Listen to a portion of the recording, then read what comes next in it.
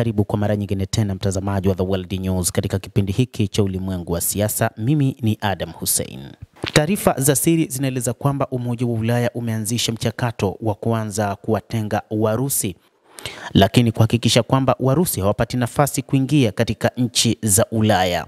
EU imesimamisha visa kwa raia wa Kirusi na kwamba wakati huu hawataruhusiwa kuingia katika mataifa ya Ulaya.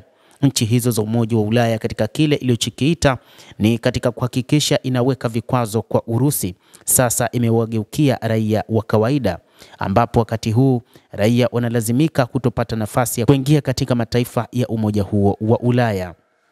Nchi za Umoja wa Ulaya hazitatoa tena visa za kuingia zaidi ya mara moja katika mataifa ya umoja huo kwa raia wa Kirusi kufuatia vitendo vya hujuma na uwezekano wa matumizi mabaya ya visa hizo.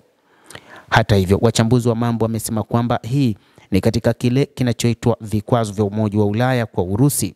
Vikwazo ambavyo vilianza katika mali za Warusi, lakini sasa zimewageukia Warusi ambao ni raia wa kawaida ambao wamekuwa baadhi wakiingia katika nchi za Ulaya kwa ajili ya kufanya biashara. Halmashauri hiyo ya Umoja wa Ulaya imesema raia wa Urusi watalazimika kuomba visa mpya kila wanapokuwa wanaingia Ulaya kwa lengo la kuwachunguza mara kwa mara waombaji wa visa hizo ili kupunguza uwezekano wa hatari. Nchi za Ulaya zimekuwa na wasiwasi na nchi ya Urusi, wakidhani Warusi wote ni wachunguzi ama wanaingia kwa ajili ya kufanya uchunguzi katika nchi hizo za Umoja wa Ulaya. Umoja wa Ulaya umeshutumu mashirika ya kijasusi ya Urusi kwamba umekuwa ukitumia baadhi ya raia kuingia katika nchi za Ulaya kufanya uchunguzi ili kubaini ni namna gani wataweza kuwashambulia kutokana na kile kinachotajwa kwamba huenda kufikia mwaka 2029 Urusi inaweza ikafanya shambulizi katika moja kati ya nchi za Umoja wa Ulaya. Ulaya inadai kwamba uvamizi wa Urusi nchini Ukraine umejenga mazingira hatari na kwamba sasa maeneo ambayo yanatarajiwa na Urusi kufanya fujo ama vita tofauti na Ukraine ni katika maeneo mengine katika nchi za Ulaya Magharibi.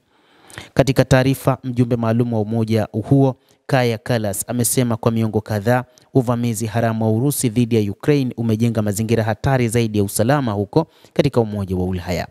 Amesema pia kwamba kwa sasa wanakabiliwa na usumbufu wa drone na hujuma kwenye ardhi yao kwa kiwango ambacho hakijawahi kushuhudiwa.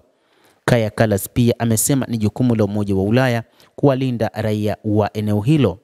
Lakini hata hivyo wasiwasi imekuwa kubwa mno.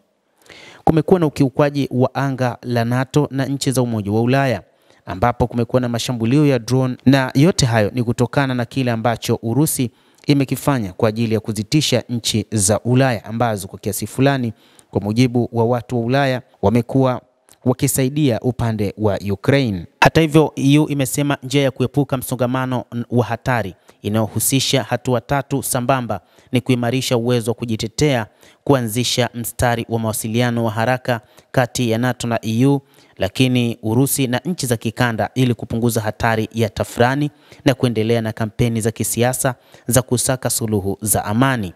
Hata hivyo, imeelezwa kwamba lazima kuwepo kwa vikwazo ambavyo vitaifanya Urusi iachane na mpango wake wa vita huko nchini Ukraine, ikiwa ni pamoja na kuzuia uuzaji wa mafuta kwa nchi za Ulaya, ambapo Rais wa Marekani Donald Trump aliamuru mataifa ya Ulaya, EU pamoja na yale ya NATO kutonunua mafuta kutoka nchini Urusi. Hata hivyo, rais huyo wa Marekani alieleza akisema kwamba hadi sasa nchi ya Urusi imeanza kushuka kiuchumi kutokana na kukosa soko katika mafuta.